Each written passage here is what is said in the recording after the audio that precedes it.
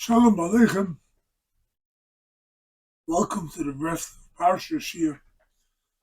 This week is Parshat Vayeira.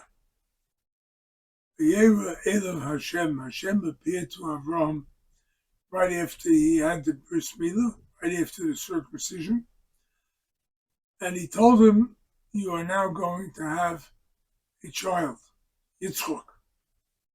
Right? Avraham was then 99 years old.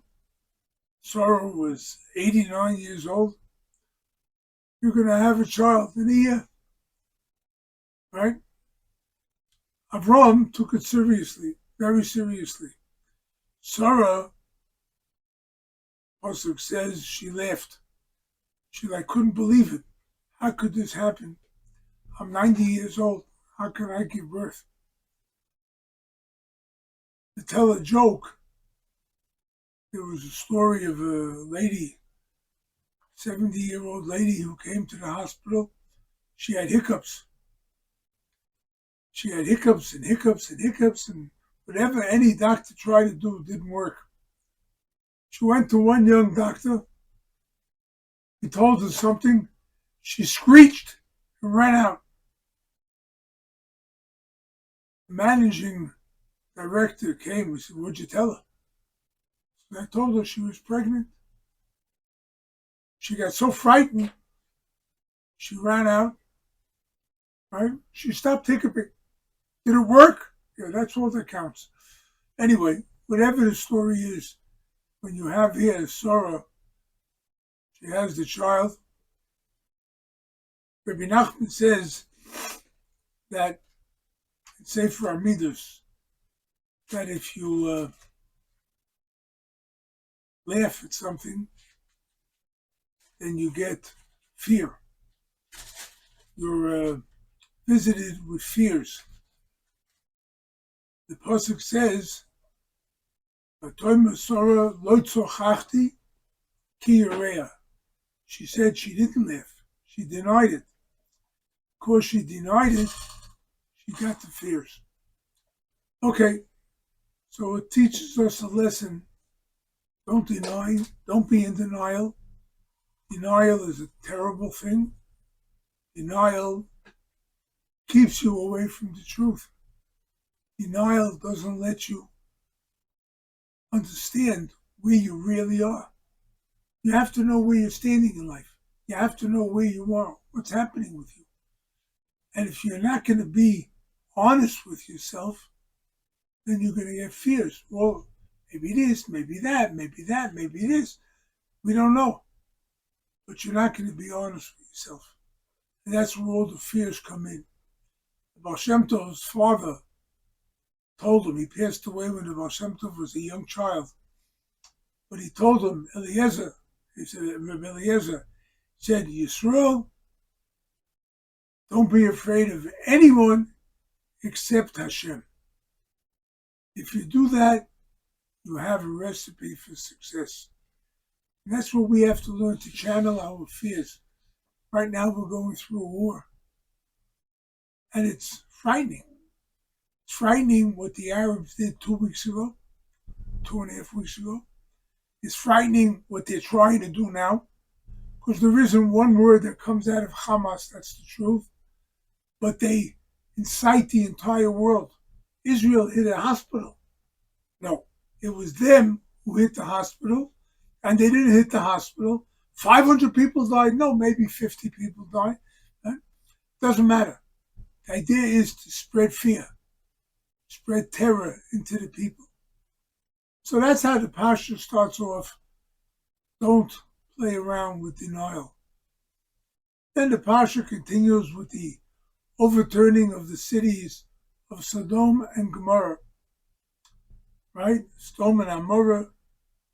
They were very great sinners, very terrible sinners.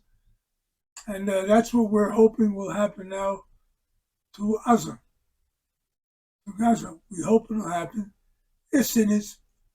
I hate to repeat this, but take a look at 9/11. 9/11, the first couple of days after it happened, there were videos of the Gazans celebrating a jubilant joy. It was incredible. They were so happy that the Twin Towers were destroyed. They took it off a couple of days later because PR didn't look so good. So they took it off, but only for PR, not because they weren't happy. But Hamas didn't come into the Gaza Strip until 6, 7 years later, 5 years later, whatever, right?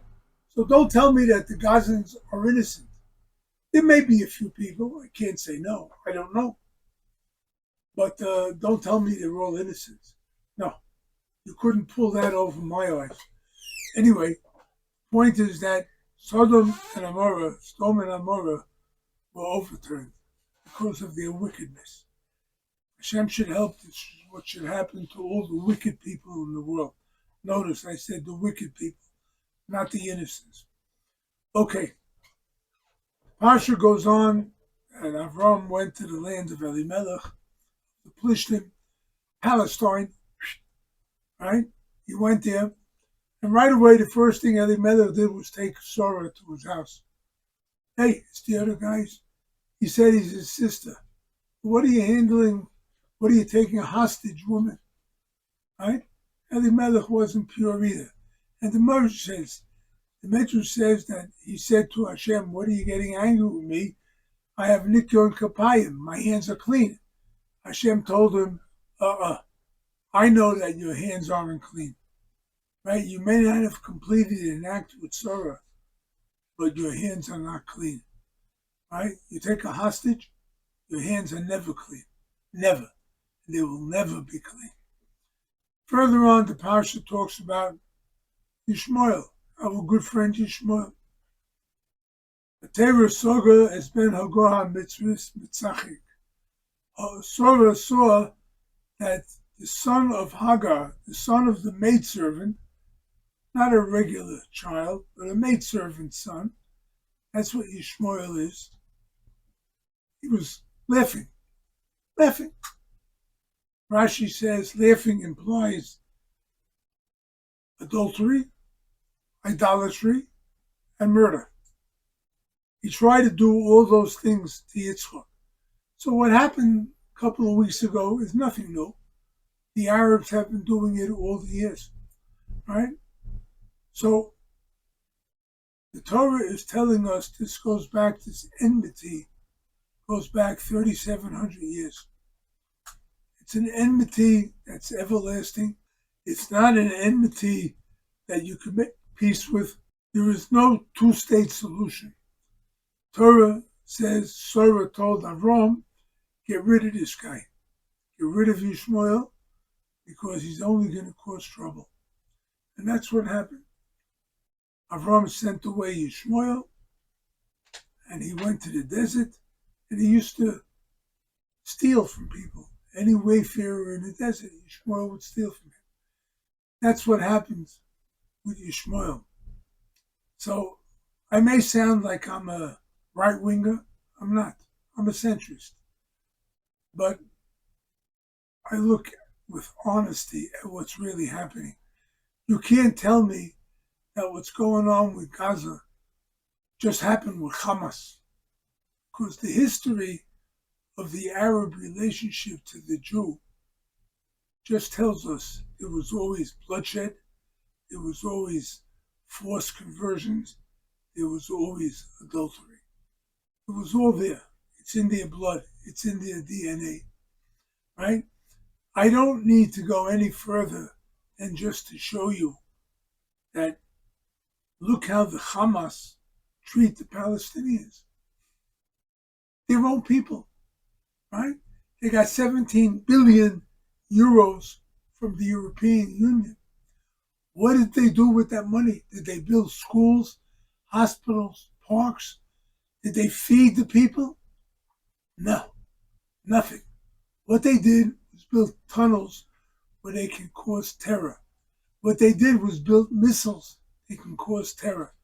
What they did was make weaponry so that they can destroy people. Right? This is something that goes back not 20 years, not 56 years, like was said by the UN Secretary General. not since 48, not since 1850s, not since 1600s. It goes back 3,700 years, right? And may Hashem help us that the way out of it is self-sacrifice. We have to learn to move to Eretz Israel. We have to learn to live here.